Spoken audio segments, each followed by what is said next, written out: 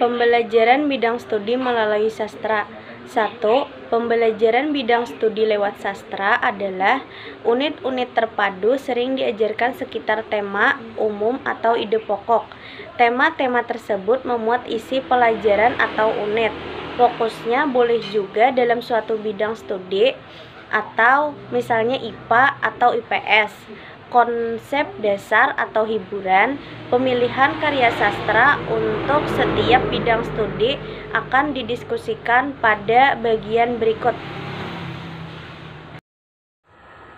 Strategi tersebut adalah menggunakan suatu jaringan sebagai alat untuk merencanakan unit program pada awal suatu program. 1. Merencanakan jaringan. Untuk menyusun jaringan, kita harus mulai dengan tema sentral dengan melalui pendekatan curah pendapat secara bebas. Kita mendaftar berbagai aspek yang berhubungan dengan tema sentral. Langkah berikutnya, memilih butir-butir yang relevan dari daftar tersebut dan mengorganisasikannya dengan menggunakan subtema. Yang kedua, jaringan sastra.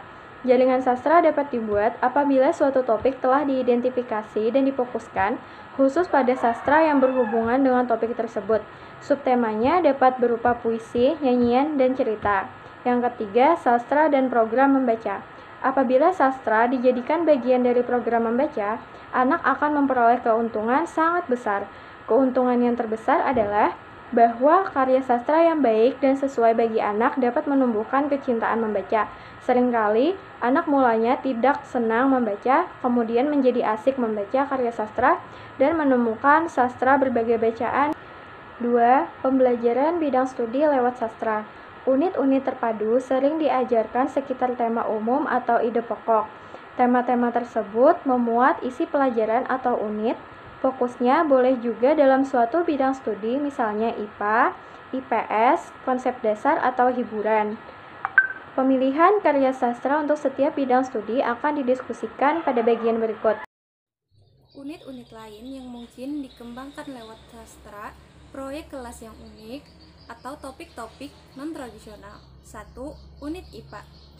Jika ingin mengembangkan unit IPA, kita perlu memiliki informasi. Hal ini harus dimasukkan sebagai kriteria khusus dalam memilih buku-buku yang akan digunakan dalam pengembangan unit tertentu. Guru harus membaca setiap buku yang digunakan. Dengan mengantisipasi pertanyaan-pertanyaan yang mungkin ditanyakan oleh anak-anak, guru dapat memberikan tanggapan yang lebih baik. 2. Unit IPS. Dalam memilih buku-buku yang berhubungan dengan IPS, kita harus mempertimbangkan kriteria berikut.